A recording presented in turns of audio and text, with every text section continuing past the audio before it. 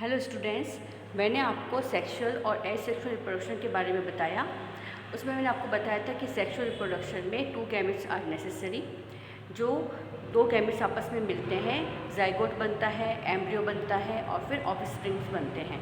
तो इसमें आप ध्यान रखें कि सेक्सुअल रिप्रोडक्शन ऐसा रिप्रोडक्शन जिसमें 2 गैमेट्स आर नेसेसरी होते हैं और इसके अंदर जो क्रोमोसोम की नंबर होती है, पहले गैमेट्स थे यानी ओवा और स्पर्म का फ्यूजन हुआ, तो ओवा और स्पर्म में क्रोमोसोम की नंबर कितनी थी? आधी थी यानी n थी। जब फ्यूज़ हुए तो 2n हो गए। तो इस तरह से सेक्सुअल रिप्रोडक्शन में 2 गैमेट्स यानी 2 सेक्स का होना ज़रूरी है, मेल एंड फीमेल। एसेक्सुअल में मैंने बताया था कि ये 2 तरह के होते हैं, बडिंग और हाइड्रा से। बडिंग होती है हाइड्रा से और एक होता है बाइनरी फ्यूजन, जिसमें मैंने अमीबा का डायग्राम बताया था। तो इसमें आप देखें कि उसमें एक ही पेरेंट की ज़रूरत होती है, यानी कि उसमें एक ही पेरेंट से उसके ही जो पार्ट होते हैं, ठीक है, उसी से नया इंडिविजुअल बनता है, नए ऑफस्प्रिंग्स बनते हैं, ठीक है। तो इसके अंदर बाइनरी फ्यूजन में मैंने आपको बताया था अमीबा में किस तरह से 1 से 2, 2 से 4 इस तरह से अमीबा बनते जाते हैं। तो इस तरह से हम इसको कहेंगे कि ये एक नेचुरल क्लोनिंग है, नेचर में होने वाली क्लोनिंग, क्योंकि एक अमीबा है उससे नए ऑफस्प्रिंग्स बनते गए, तो उसके एक ही न्यूक्लियस से वापस उसके अंदर सारा जेनेटिक मटेरियल गया।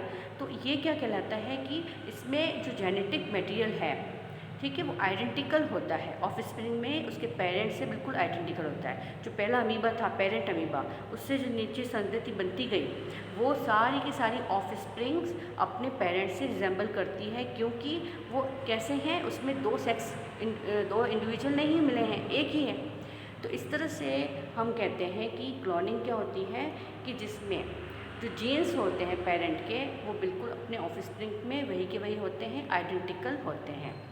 तो ये नेचर की थी बाइनरी फ्यूजन। तो अब हम यहाँ पे देखेंगे कि किस तरह से आर्टिफिशियल क्लोनिंग की जाती है, और इस तरह के एक मैमल पे की गई। स्कॉटलैंड के एक साइंटिस्ट ने, इयान विल्मट ने इस पर रिसर्च किया था और 2 शिप लिए थे उन्होंने। तो 2 शिप में से एक जो था, उसका जो फेस था वो ब्लैक था, उसका नाम दिया गया स्कॉटिश ब्लैक फेस। दूसरा शिप था दोनों ही शिप फीमेल हैं, फिन डॉर्सेट, उसका नाम था फिन डॉर्सेट। अब एक जो सबसे पहला, जैसे आप ब्लैक फेस वाले को देखें तो उसके अंदर से क्या लिया गया? एग लिया गया, ठीक है, उसका एग लिया। और फिन डॉर्सेट में से उसकी जो मेमोरी ग्लैंड थी, मेमोरी ग्लैंड का ओनली एक सेल ली गई जिसको मेमोरी सेल कहेंगे। तो यहाँ से लिया एग, ब्लैक फेस से लिया एग और फिन से लिया उन्होंने सेल। एग में से क्या किया? न्यूक्लियस को रिमूव कर दिया। न्यूक्लियस को रिमूव करने को बोलते हैं ई-न्यूक्लिएशन। ई-न्यूक्लिएशन मीन्स न्यूक्लियस को रिमूव कर देना। तो ये न्यूक्लियस को हटा दिया। अब इस न्यूक्लियस की जगह पर यहाँ सेल वाला जो न्यूक्लियस था, मेमोरी ग्लैंड की जो सेल थी, उसका जो न्यूक्लियस था वो इसमें डाला गया, इसमें इम्प्लांट किया गया। अब इन दोनों में फ्यूजन हुआ। फ्यूजन से क्या बना? जाइगोट बना।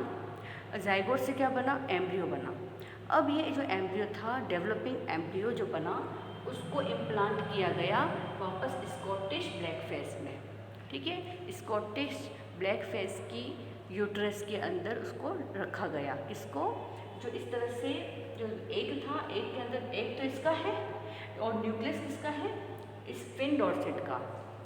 इस तरह से उसका ऑफस्प्रिंग बनी जिसका नाम डॉली रखा गया।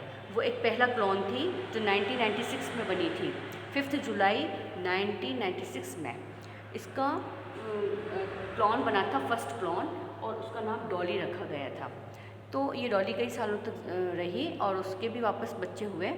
तो इस तरह से जो क्लोन बना, उसमें आप देखेंगे कि जो क्लोन था बिल्कुल आइडेंटिकल था। किससे? फिन डॉर्सेट से। पैदा किससे हुआ? उसको डाला किस में गया था? स्कॉटिश ब्लैक फेस से वो बच्चा हुआ था। लेकिन डॉली रिजेंबल करती थी, बिल्कुल आइडेंटिकल थी फिन डॉर्सेट से।